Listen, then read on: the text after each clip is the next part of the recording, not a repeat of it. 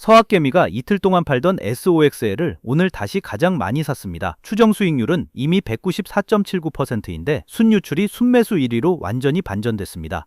7월 생산자 물가지수는 예상보다 더 온건하게 나왔고 S&P는 사상 최초로 7,800선을 돌파했습니다.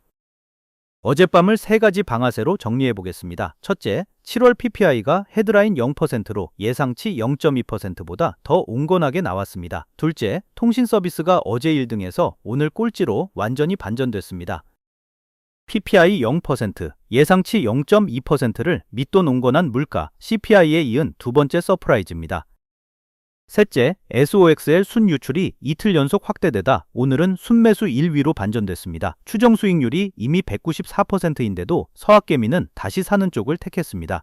PPI도 CPI도 통과했는데 실적 발표마다 오히려 팔렸습니다. 시스코, 코이런트, 루멘텀, 테이퍼스트리 모두 호재에 급락했습니다.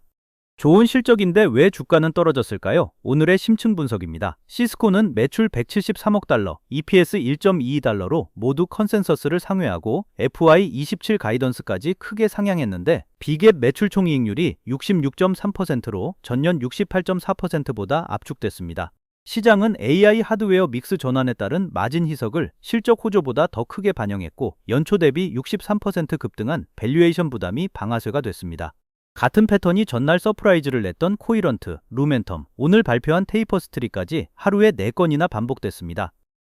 시스코 마이너스 8.4%, 매출과 EPS 모두 상회하고 가이던스도 상향했는데 마진 압축 우려로 급락했습니다. 시스코는 마이너스 8.4%, 코이런트는 마이너스 7.99%, 테이퍼스트리는 마이너스 16.49%, 온다스는 매출이 컨센서스를 크게 웃돌았는데도 이비타 손실 확대 우려로 마이너스 8.8%였습니다.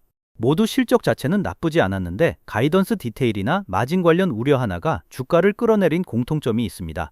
토스 상위 20위 안에는 코이런트만 들어있고 시스코와 테이퍼스트리는 미보유라, 서학개미에 대한 직접 영향은 제한적이었습니다.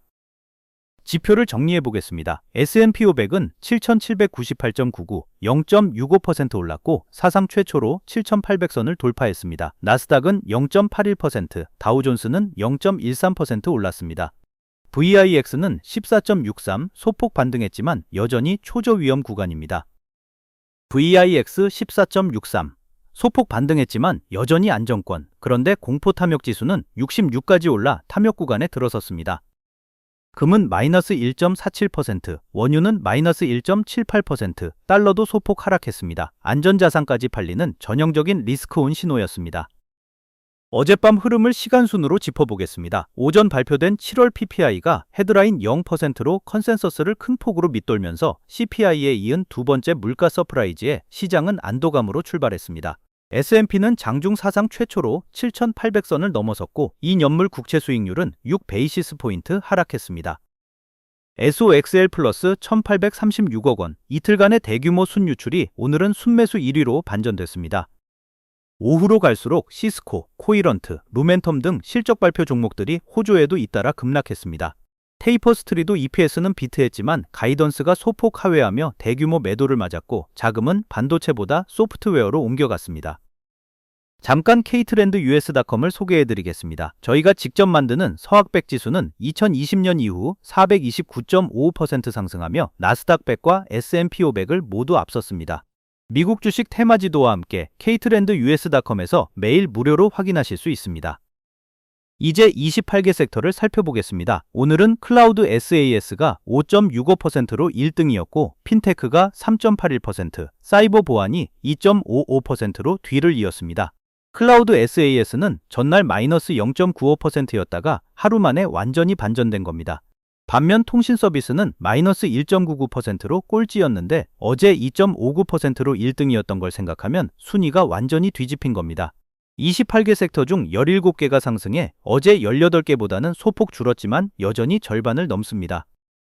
60개 테마로 쪼개보면 오늘의 진짜 승자가 보입니다. AI 수익화가 6.7%로 가장 많이 올랐는데 허브스팟이 실적과 가이던스를 모두 상회한 게 직접 동력이었습니다.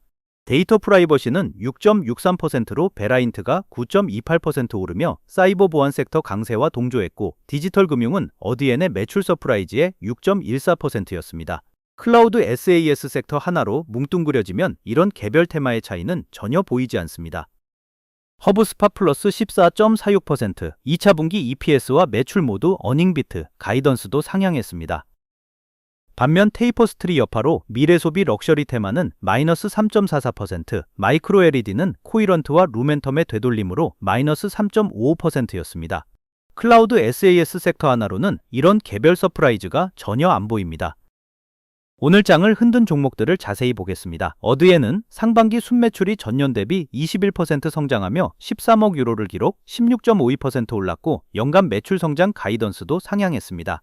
테이퍼스트리는 EPS 1.32달러로 예상치를 넘었지만 FY27 매출 가이던스 중간값이 컨센서스를 소폭 하회하고 케이트 스페이드 브랜드 회복 지연 우려까지 겹치며 마이너스 16.49%였습니다. 허브스팟도 2차 분기 EPS와 매출 모두 어닝비트로 14.46% 올랐습니다. 테이퍼스트리 마이너스 16.49%, EPS는 비트했지만 FY27 가이던스가 발목을 잡았습니다. 서학백이 실제로 보유한 100개 종목 안에서는 무엇이 오르내렸을까요? 상승 쪽은 샌디스크가 13.67%로 1등이었고 마이크론 2배 레버리지 ETF와 테슬라 2배 레버리지 ETF, 웨스턴 디지털, SK 하이닉스가 뒤를 이었습니다. 하락 쪽은 코이런트가 7.99%로 가장 많이 빠졌고 루멘텀과 코닝, AST 스페이스 모바일, 스페이스X도 나란히 하락했습니다. 여기서부터는 서학백, 그러니까 예탁결제원 기준 전체 보유 데이터로 넘어가겠습니다. 서학백 지수는 5274.52포인트로 1.72% 올랐습니다. PPI 호조와 테슬라의 100억 달러 규모 태양광 사업 배팅, 샌디스크발 메모리 랠리가 복합작용했고 버크셔 해서웨이의 알파벳과 마이크로소프트 지분 편입 보도도 투자 심리를 지지했습니다. 서학백 지수 5274.52포인트, 1.72%, 테슬라가 상승을 주도했고 세레브라스 여파로 엔비디아는 주춤했습니다. 포트폴리오 최대 비중 종목의 손익도 보겠습니다. 테슬라는 12.23% 비중에 마이너스 22.6%, 엔비디아는 플러스 20.31%, SOXL은 플러스 194.79%입니다. 테슬라 손실은 어제 마이너스 25.45%에서 오늘 처음 줄었습니다. 서학백의 돈의 흐름을 주간 기준으로 보겠습니다. 이번 주 순매수 1위는 SOXL로 플러스 1836억 원이었고 스페이스X가 플러스 1387억 원, 단기국채 ETF가 플러스 685억 원으로 뒤를 이었습니다. 반대로 샌디스크는 마이너스 1620억 원으로 유출 1위였고 팔란티어와 마이크로소프트, 엔비디아도 각각 1000억 원대 순유출을 기록했습니다. 순유출에서 순매수 1위로 이틀 연속 확대되던 흐름이 하루 만에 완전히 뒤집혔습니다. 이틀 전엔 1조 원, 어제는 1조 8천억 원 순유출이었던 SOXL이 오늘은 정반대로 순매수 1위입니다. 추정 수익률이 이미 194.79%인데 팔던 흐름이 사는 쪽으로 바뀐 건 위험 신호일 수 있습니다. 서학개미 보관 금액도 살펴보겠습니다. 전체 보관 금액은 233.5조 원에서 235.5조 원으로 늘었고 같은 기간 누적 순매수도 5조 6,200억 원으로 플러스였습니다. 20거래일 중 14번이 순매수일이었으니 전반적으로 매수 우위 기조가 이어진 겁니다. 보관금액 233.5조 원에서 235.5조 원으로 7월 29일 204.5조 원 저점에서 집중 매수에 완전히 회복했습니다. 보관금액이 최저점을 찍기 직전인 7월 27일과 28일 이틀간 2조 1840억 원을 집중 매수했습니다. 저가 매수 확신이 그대로 결과로 나타난 겁니다. 이번엔 테슬라 이야기입니다. 이틀 연속 확대되던 테슬라 추정 손실이 마이너스 24.25%에서 마이너스 25.45%까지 나빠졌는데 오늘은 처음으로 줄었습니다. 100억 달러 규모 태양광 사업 배팅이 직접 동력이었습니다. 테슬라 마이너스 22.6%, 이틀 연속 확대되던 손실이 태양광 배팅에 오늘 처음 줄었습니다. 다만 여전히 22.6% 손실 구간입니다. 하루 반등이 추세 전환을 의미하지는 않으니 에너지 사업 모멘텀이 이어지는지 확인이 먼저입니다. 이제 토스 기준 반도체 지수 에코시스템입니다. 오늘 반도체 지수 계열 거래 대금은 4,383억 원으로 비중 41.3%, 롱 62.8%대, 숏 37.2%로 의견 충돌이 계속되고 있습니다. 어제는 롱 64%였으니 매수 확신이 하루 만에 살짝 옅어진 셈입니다. 롱 62.8%대, 숏 37.2%, 4명 중 1명 이상은 여전히 반대 방향에 베팅하고 있습니다. 샌디스크는 유출 1위 종목인데도 전량 롱으로 계속 매수되고 있고 한국지수와 SK 하이닉스, 마이크론도 모두 전량 롱입니다. 신규 진입 종목도 확인해 보겠습니다.